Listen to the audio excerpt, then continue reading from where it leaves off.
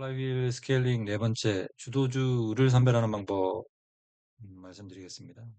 주도주를 5초, 한 50초 안에 찾는 방법에 대한 이야기인데, 구분하는 기준이 있고, 지금 시장이 가장 집중하고 있는 종목, 가장 돈이 몰리는 종목, 사람들이 돈을 많이 쓰는 종목, 즉, 베스트셀러, 베스트 오브 더 베스트가 주도주인데, 그게 무엇인지를 보는 방법에 대해서 말씀드리겠습니다. 그리고 이게 주도주라는 게 뭐 백화점에 가서나 뭐 저런 마트에 가서도 마찬가지겠지만 모든 시장을 가더라도 매일매일 바뀌지 않습니까? 어떤 날은 이게 좋다가 어떤 날은 저게 좋고 계속 시장에 사람들의 관심과 흥미, 새로운 기술 이런 것들이 나오면서 끊임없이 바뀌기 때문에 끊임없이 이 주도주를 교체해 나가는 방법론을 가지고 있어야지만 잃지 않는 투자를 할 수 있다 이렇게 말씀드립니다. 그래서 그만큼 주도주가 중요하다. 주도주는 결국 요 세 가지 기준을 뭐 더 많은 기준들이 또 있겠습니다만 일단 간단하게 세 가지 기준으로만 저는 판단을 하는데요. 첫 번째, 거래 대금이 돈을 가장 사람들이 많이 쓰는 그러니까 결국 백화점 기준으로 하면 매출액이 가장 좋은 게 주도겠죠. 예를 들어 돈을 가장 많이 쓰는 거, 고객들이 가장 돈을 많이 쓰는 거, 주식시장에서 거래 대금이 가장 높은 거, 결국 그것과 그걸 대응하는 거니까. 오늘 시장 돈이 많이 사람들이 가장 많이 사고 팔았다라는 거예요. 가장 많이 뭐 사기도 했지만 팔기도 했다. 이게 폭락하지 않는 이상 상승의 시총의 사이즈를 키워나가는 상승의 구조로 가는 한 그게 거래대금 상위권에 있는 한 그게 주도질 확률이 높다. 어, 당연히 개인, 기관, 외인 등등이 주가를 밀어 올리면서 거래대금이 늘어나는 것을 우리는 라고 주도주의 확률이 있다라고 볼 수 있지 않습니까? 그리고 52주 신고가 이건 계속 고점을 높이면서 가는 거기 때문에 고점을 높인다라는 건 시가총액이 계속 커지고 있다라는 의미고 기업의 사이즈, 기업의 덩치가 계속 커지고 자라고 있고 성장한다라는 이야기이기 때문에 이거는 결국 기업의 전망을 훨씬 더 좋게 보는 더 커진다라는 것, 더 성장한다라는 걸 더 좋게 보는 거기 때문에 52주 신고가는 어, 주도주의 요건일 수 있는 확률이 높다. 이렇게 보는 거고. 그리고 섹터 내 상대 강도가 당연히 주도주인 경우는 해당 섹터 내 가장 대장, 거래대금도 가장 강하고 다른 종목들은 빠지더라도 빠지지 않고 다른 종목이 빠질 때 덜 빠지고 하는 상대 강도, 상대적으로 체력, 상대적인 상승 탄력이 상승은 탄력적으로 움직이고 하방은 경직적으로 움직이는 것을 우리는 주도주로서 주도주의 확률이 높다 이렇게 이야기할 수 있습니다. 섹터 내 상대 강도가 높아서 같은 섹터 내 종목 대비 상대 강하고 약하지 않고 떨어질 땐 덜 떨어지고 왜냐하면 자금이 몰리니까 사려고 하는 사람들이 많으니까 그렇게 됩니다. 그래서 주도주는 요 각각의 확률을 이렇게 엔드로 묶습니다. 거래대금 상위이면서 50주 신고가이면서 섹터 내 상대 강도가 가장 높다면 주도주의 확률이 교집합으로 움직이는 거기 때문에 훨씬 더 곱하기로 가는 거기 때문에 훨씬 더 확률이 높아지겠죠. 이셋 중에 하나라도 빠지면 주도주가 아니다. 셋 다 합친다고 100% 주도주냐? 100% 주도주라고 할 수는 없지만 주도주일 확률이 높다. 이렇게 이야기할 수 있겠죠. 거래대금 상위, 뭐 작은 시총이 작다면 거래대금 상위에 들어올 수가 없겠죠. 한국 시총만 해도 2천 개가 되는데 1조 이상 되려면 최소한 뭐 1조나 뭐 10조 이상 되는 종목이라 하지만 거래대금 상위 탑10을 이야기하는 겁니다. 탑10까지 올라올 수 있는 확률이 높습니다. 52주 신고가 뭐 작은 종목도 오를 수 있습니다. 그래서 작은 종목 52주 신고가에 이런 페이크에 속으면 안 됩니다. 많은 52주 신고가 중심 분석 가지는 분들은 거래대금을 어, 살짝 무시하는 경향들이 있는데 시총 1, 2천억짜리 시총은 한 5, 60억 세력들에 의해서도 움직일 수 있기 때문에 52주 신고가, 그 등락률, 상한가 이런 거에 너무 심취하시다 보면 그만큼 하락의 확률도 나올 수 있는 거기 때문에 변동폭이 그런 것들은 좀 조심할 필요가 있다라고 말씀드리고 섹터 내 상당 강도도 결국 거래대금 베이스로 판단하면 섹터 내 상당 강도의 저거 노이즈적 판단도 좀 줄일 수 있습니다. 색탄의 상대 강도가 뭐 등락률이 높다고 해서 그 주도 색탄의 주도 종목이 아니라 상한가 가더라도 거래대금이 1, 20억, 뭐 5, 60억인 종목들도 숱하기 때문에 그거 베이스로 판단할 게 아니라 같은 색탄의 종목이라도 거래대금이 높으면서 상대 강도가 센 이 종목들을 고르는 훈련. 그걸 주도주를 판단하는 훈련이라고 생각하고 요 교집합을 거래대금과 모집신고가와 색탄의 상대 강도의 교집합을 계속 관찰하고 분석하는 것이 주도주를 판별할 수 있는 방법이다.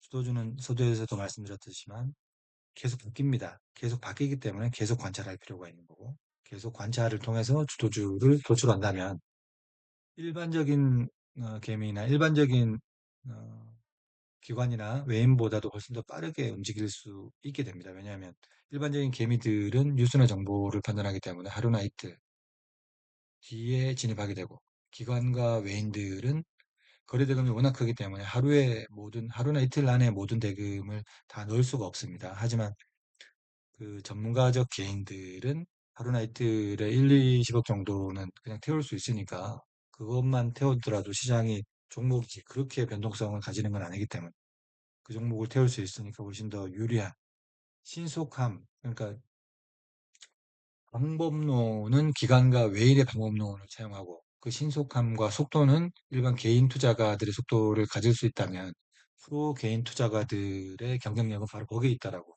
저는 생각하기 때문에 요 주도주를 거래대금 베이스로 판단한다면 그런 프로 투자자들의 방법론과 신속성을 장착할 수 있다 이렇게 생각합니다. 오늘의 핵심 주도주는 요 거래대금과 신고가와 52주가 일단 기본입니다. 신고가 52주 상대 강도 1위 세 가지 중에 하나라도 빠지면 주도주가 될 수 없고 하나라도 빠지면 아닙니다. 확률이 높은 거지 100% 이렇다고 100% 주도주다 이렇게 이야기할 수는 없지만 주도주일 확률이 높다. 이게 기본이다.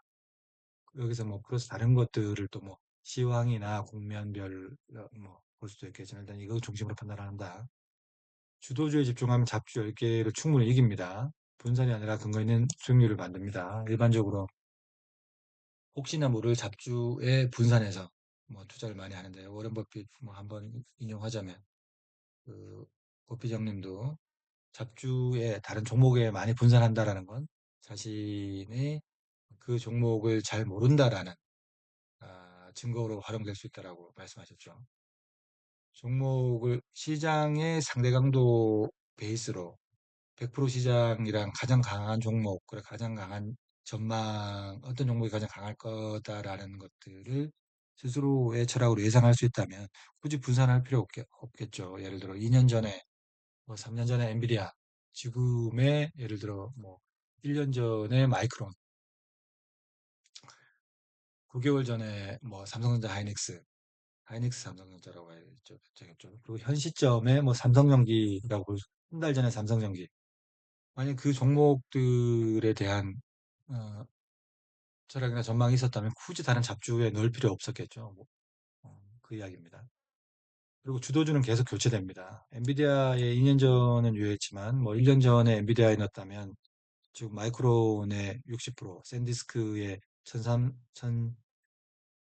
지금 한 4000% 정도 1년 전에 샌디스크에서만 넣어도 4000%가 됐죠. 계속 엔비디아 들고 있으면 지금 뭐 1년 동안 한 70% 올랐나요? 그 정도밖에 안 되잖아요. 삼성전자 하이닉스도 마찬가지로. 주도주는 계속 교체됩니다. 그렇기 때문에 우린 자본의 흐름과 주도주의 흐름을 계속 놓치지 말고 트래킹을 매일매일 해야 된다는 그 이야기입니다. 그리고 손절도 일반적으로는 주도주 더 강한 종목을 캐치했을 때만 우리 손절도 더 잘할 수 있게 됩니다. 더 좋은 종목이 있는데 굳이 그 더 안 좋은 종목을 잡고 있을 필요가 없고 이걸 어차피 지금 손실이 나타난 건 마이너스 20%라는 건 앞으로 20%가 올라야 되지만 지금 현 시점에 마이너스 20%난 종목이 더 빠르겠습니까? 상대 강도가 높은 주도주, 자금도 몰리고 상대 강도도 높고 52주 신고가 한 애가 지금부터 20%를 더 빨리 가겠습니까? 생각해보면 당연히 주도주가 만회할 확률, 만회하는 속도도 훨씬 더 빠를 확률이 높기 때문에 그 확률에 베팅을 하는 거지. 마이너스 20% 빠졌는데 이게 곧 오를 거야, 반등할 거야. 그 어떤 희망 고문 속에 살 필요가 없기 때문에 주도주로 주도주를 발굴하는 연습들이나 훈련들을 충분히 한다면 손절 라인을 마이너스 10%로 잡고 주도주가 바뀌는 그 국면을 캐치한다면 바로 주도주로 옮겨 탈 수 있는 손절, 익절로 옮겨 타면 더 좋지만 극단적인 방법은 결국 손절로 옮겨 타더라도 결국 주도주로 옮겨 타야지만 훨씬 더 만회의 속도가 빠르다. 이렇게 보여집니다. 어, 그러면 어떻게 주도주를 실전적으로 파악을 하느냐? 그것은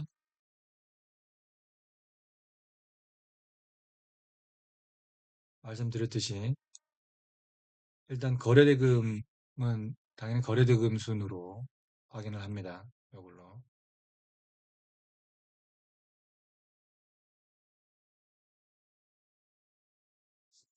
0177 키움증권 0177 화면입니다. 거래대금 순으로 확인하고 52주 신고가는 조건부 조건부 검색으로 제가 한다고 말씀드렸죠. 키움영웅문 조건부 0156인가요?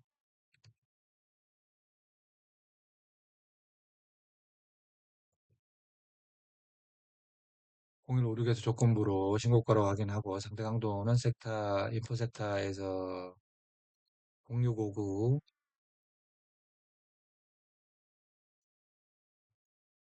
0659 인포섹타에서